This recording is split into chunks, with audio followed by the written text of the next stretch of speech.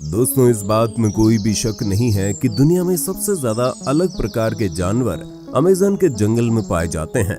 इसके अंदर जाकर ऐसा लगता है जैसे हम किसी दूसरी दुनिया में आ गए हों। इस वक्त धरती का सबसे ज्यादा घना जंगल अमेज़न ही है। ये बिल्कुल ऐसी स्थिति में है जैसे पूरी दुनिया में लाखों साल पहले जंगल हुआ करते थे।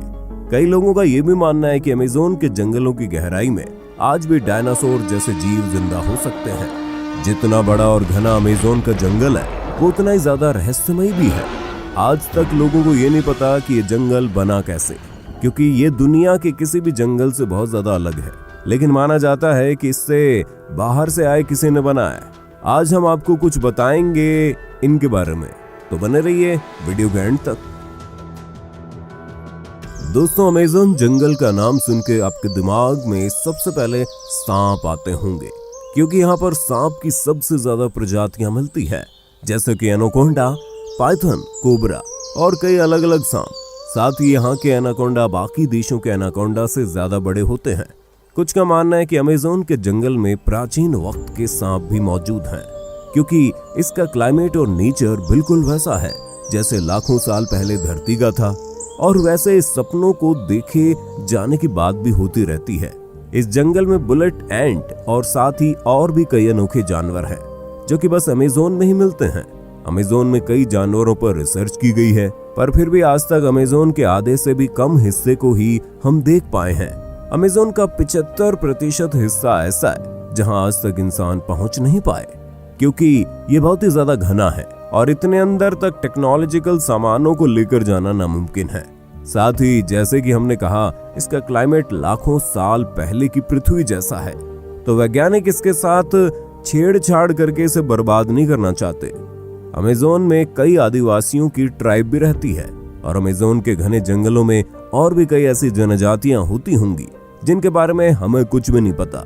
और अगर टेक्नोलॉजिकल डेवलपमेंट की वजह से अमेज़न जंगल नष्ट हो गया तो दुनिया से कई सारे जीव विलुप्त हो जाएंगे। दोस्तों, आए दिन अमेज़न के बारे में नई और अनोखी बातें पता चलती रहती हैं। यहाँ अक्सर कई एक्सपेरिमेंट्स और रिसर्च चलते रहते हैं। लीड्स यूनिवर्सिटी ने साल 2017 में एक रिसर्च की थी। इसमें पाया गया कि अमेज़न बेसिन जितना कार्बन ग्रहण करता है उतना कहीं नहीं करता, जिसके चलते यहाँ पर कार्बन एम्बिशन बहुत कम है। इसीलिए यहाँ का वातावरण इतना अच्छा है। अगर यहाँ पर टेक्नोलॉजिकल डेवलपमेंट बढ़ गई तो यहाँ पर बहुत ज्यादा कार्बन रिलीज होगा और नेचर के लिए खतरा होगा। वैज्ञानिक कार्लोस नोबर अपने रिसर्च में कहते हैं कि जिस तरीके से अमेज़न के जंगलों को काटा जा रहा है, वो दुनिया के सबसे बड़े जंगल से सबसे बड़े सावन क्षेत्र में बदल सकता है। बता दे, सावन क्षेत्र में छोटे छोटे पौधों के साथ घास का जंगल होता है। इससे क्षेत्र की इकोलॉजी भी बदल सकती है। अमेज़न के जंगल 9 देशों से होकर गुजरते हैं। इन जंगलों का करीब 60% ब्राजील, 13% पेरू, 10% कोलंबिया और बाकी का हिस्सा Ecuador, Guana, Venezuela, Bolivia, Suriname और फ्रेंच गुयाना से होकर गुजरता है। बता दे कि पृथ्वी पर जितने जीव हैं, उसके 1/3 को एक साथ आप अमेज़न के जंगल में देख सकते हैं।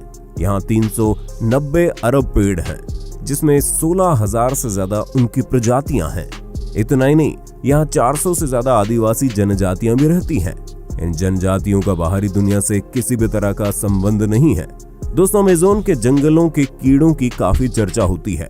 माना जाता है कि यहाँ इतने हजार तरह के कीड़े और जंतु मिलते हैं कि उनमें से कुछ ही फीसदी के बारे में अब तक वैज्ञानिकों को पता चला है। यहाँ की बुलेट चींटियां भी बड़ी खतरनाक होती हैं। देखने में छोटी होने वाली इन चींटियों के डंक को जहर की तरह खतरनाक माना जाता है। कहा जाता है इनके काटने पर गोली लगने जितना दर्द होता है। चींटियों के बाद यहाँ की मकड़ियों की चर्चा होती है। यहाँ 3000 से ज्यादा मकड़ियों की प्रजातियां पाई जाती है, जिनमें ज्यादातर जहरीली होती हैं। टैरेंटुला मकड़ी को सबसे खतरनाक माना जाता है। इसके बाल भी इतने खतरनाक होते हैं कि आपकी आंखों में पड़ गए तो शीशे की तरफ उसे फोड़ देंगे। अब इतने कमाल के जानवर बस यहीं रहते हैं, तो इस जगह के बारे में कुछ खास बात तो होगी ही। देखा जाए तो कुछ नहीं, बल्कि बहुत खास बात यह है कि अमेज़न जंगल किस तरीके से बना है। ये जान के आप चौंक जाओगे, क्योंकि आप कह सकते हो कि अमेज़न जंगल जिस तरीके से बना है, उसने आधी पृथ्वी को तबाह कर दिया है। दरअसल हाल ही के कुछ स्टडीज में पता चला है कि डायनासोर को मारने वाला एस्टेरॉयड एक नए नियो ट्रॉपिकल जंगल के निर्माण के लिए जिम्मेदार है। ट्रॉपिकल जंगलों का निर्माण एक एस्टेरॉयड के कारण हुआ जो लगभग 66 मिलियन वर्ष पहले पृथ्वी से टकराया था। और इसके बाद क्रेटेशियस मास एक्सटिंक्शन हुआ था जिसने धरती के सारे रुख को बदल दिया, जिस दौरान हमारे धरती पर राज करने वाले करीब 75% जीवों की प्रजातियां पूरी तरह विलुप्त हो गई थी। ये मास एक्सटिंक्शन मुख्य रूप से 2 कारणों की वजह से हुआ, जिसने विशालकाय डायनासोर्स और दूसरे जीवों की लाखों प्रजातियों का खात्मा कर दिया। सबसे पहले आज से तकरीबन 66 मिलियन सालों पहले करीब 15 किलोमीटर विशाल एस्टेरॉयड अचानक हमारी धरती से आ टकराया। इस एस्टेरॉयड के धरती से टकराने के तुरंत बाद ही सैकड़ों किलोमीटर दूर तक आग का गोला फैल गया, जिसने अपने रास्ते में आने वाले जीवों को तुरंत ही राख में बदल दिया। इस टक्कर से समुद्र में कई मीटर ऊंची खतरनाक लहरें उठी, जिन्होंने आधी दुनिया में तबाही मचा दी। इस टक्कर के बाद निकले धूल और राख धीरे धीरे आसमान में फैल गए, जिस कारण हमारी धरती का वायुमंडल कई महीनों तक गैस और डस्ट से पूरी तरह ढक गया, जिसके कारण सूरज से आने वाली प्रकाश की किरणें धरती की सतह पर पहुंचना बंद हो गई। इसी वजह से हमारी धरती का तापमान कई डिग्री सेल्सियस तक गिर गया। अचानक आए इस महाविनाश की वजह से जीव जंतुओं और पौधों की कई प्रजातियां तुरंत नष्ट हो गई। कुछ महीनों बाद धीरे धीरे पृथ्वी के वायुमंडल से गैस और डस्ट साफ हुआ और प्रकाश की किरणें धरती तक पहुंचने लगी। लेकिन उसके बाद ग्रीन हाउस गैसेस जो कि पृथ्वी के वायुमंडल में पहुंच गई थी, उन्होंने पृथ्वी को अचानक बहुत गर्म करना शुरू किया। तापमान में आए इस भयानक उतार चढ़ाव ने उस समय धरती पर मौजूद करीब 75% जीवों और पौधों की प्रजातियों को नष्ट कर दिया। वहीं कुछ वैज्ञानिकों का मानना है कि इस मास एक्सटिंक्शन में रही सही कसर उस समय के डेक्कन ट्रैप्स यानी कि आज के दक्षिण भारत में हुए विशालकाय वोल्केनिक इरप्शन ने पूरी कर दी। ये वोल्केनिक इरप्शन बेहद ही खतरनाक थे, जिनसे भारी मात्रा में कार्बन डाइऑक्साइड और खतरनाक ग्रीन हाउस गैस निकली, जिन्होंने बचे हुए जीवों को खत्म कर दिया। पर इसी मास एक्सटिंक्शन के बाद मैमल्स और दूसरे जीवों की प्रजातियां अस्तित्व में आई, जिन्होंने कई लाखों सालों के इवोल्यूशन के बाद जाकर हम इंसानों का रूप लिया, जो कि अभी इस वीडियो को देख रहे हैं। और ये उल्कापिंड हमारे जीवन के लिए बहुत ही ज्यादा महत्वपूर्ण था। अगर ये उल्कापिंड नहीं टकराए होते तो आज हम जिंदा नहीं होते।